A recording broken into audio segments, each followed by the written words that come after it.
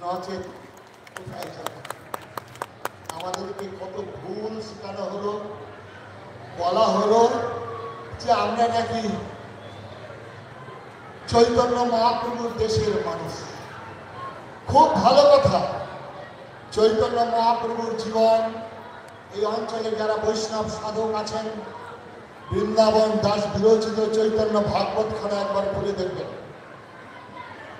সিংহ রাশি, সিংহ লগ্ন, সিংহ পুরুষ চৈতন্য মহাপ্রভু সেদিন নবদ্বীপের 9টি দ্বীপ থেকে মানুষকে সংগঠিত করছেন।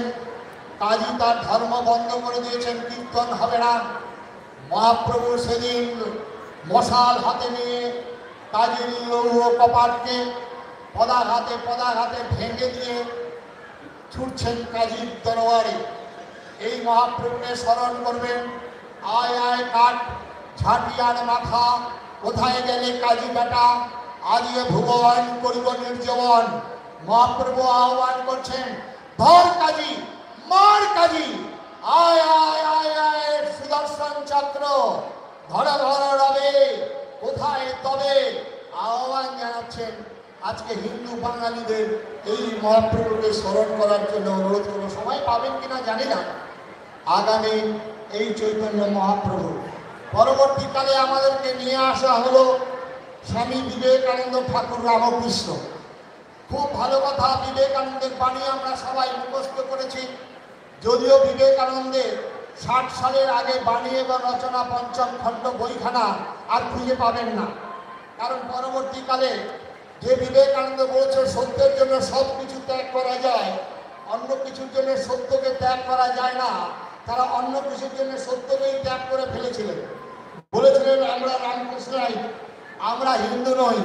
আর সুপ্রিম কোর্টের প্রধান বিচারপতি কালে থাপ্পড় মারলেন ঠাস ঠাস করে, তোমরা সারা মা কালী পুজো করো, তোমরা গেরুয়া কাপড় পরে সন্ন্যাসী হয়েছো, তোমাদের বিবেকানন্দ এই কথা বলছে আর তোমরা বলছো আমরা হিন্দু নই বলে থাপ্পড়টা মেরে দিয়েছিলেন। আর সেই বিবেকানন্দ যখন চিকাগো শহরে যাচ্ছিলেন, জাহাজে একজন পাদ্রী সাহেব হিন্দু ধর্ম সম্পর্কে নিন্দা করছেন। ভালো করে মনোযোগ দিয়ে শুনবেন। বিবেকানন্দের বাণী আমরা জানিছি, বহু রূপের সম্মুখে তোমার ছাড়ি কোথা খুঁজিছি ঈশ্বর, জীবে প্রেম করে এইজন সেইজন সেবিছি ঈশ্বর। আর এই বিবেকানন্দ যখন সাহেব নিন্দা করছেন হিন্দু ধর্ম সম্পর্কে, তখন আমাদের স্বামীজি বলছেন হিন্দু ধর্মের উদারতা, হিন্দু ধর্মের মহানতা, হিন্দু ধর্মের বিশ্বজনীন আদর্শ তুমি কিছুই জানো না। হিন্দু ধর্ম বলে সর্বেশাং মঙ্গলাং ভূয়াৎ। হিন্দু ধর্ম বলে সাপকে কামড়ালে মানুষ মারা যায়, সেই সাপকে দুধ করে দিয়ে পুজো করে। হিন্দু গাছকে পুজো করে। হিন্দু বলেন কৃষ্ণ বসুধৈব কুটুম্বকম। হিন্দু বলে সর্বেশাং মঙ্গলাং ভূয়াৎ। এই হিন্দুকে তুমি কেন গালাগালি করছো ভাই? সাহেব ক্ষান্ত হলেন না। তাহলে বিবেকানন্দ তখন তো বলতেই পারতেন, পাগলে কিনা বলে ছাগলে কিনা খায়। বিবেকানন্দ তো বলতেই পারতেন, হাতি চলে বাজারে মেয়ে, কুত্তা ভুকে রাখো মেয়ে। বিবেকানন্দ বলতেই পারতেন, আমার গুরু বলে গেছেন যত পথ তত পথ।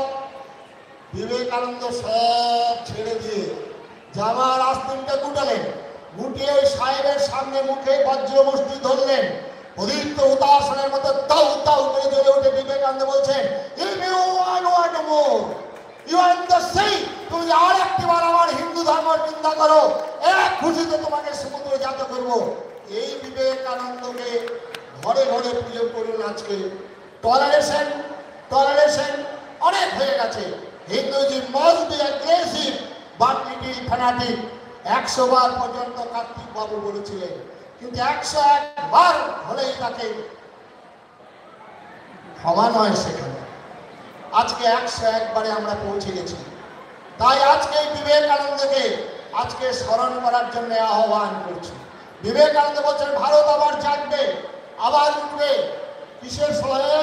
বিনাশের শক্তি লইয়া নয়, চৈতন্যের শক্তি লইয়া। বলছেন স্বামী বিবেকানন্দ, চৈতন্যের শক্তি লইয়া ভারতবর্ষ আবার জাগবে, গৈরিক বেশ সহায়। বলছেন বিবেকানন্দ। চৈতন্য বিবেকানন্দ বলেছিলেন, ভারতবর্ষের মানুষ যতদিন ঈশ্বর অনুসন্ধানে রত থাকবে, কথাটা ভালো করে শুনবেন, ঈশ্বর অনুসন্ধানে রত থাকবে ততদিনই ভারতবর্ষ জীবিত থাকবে।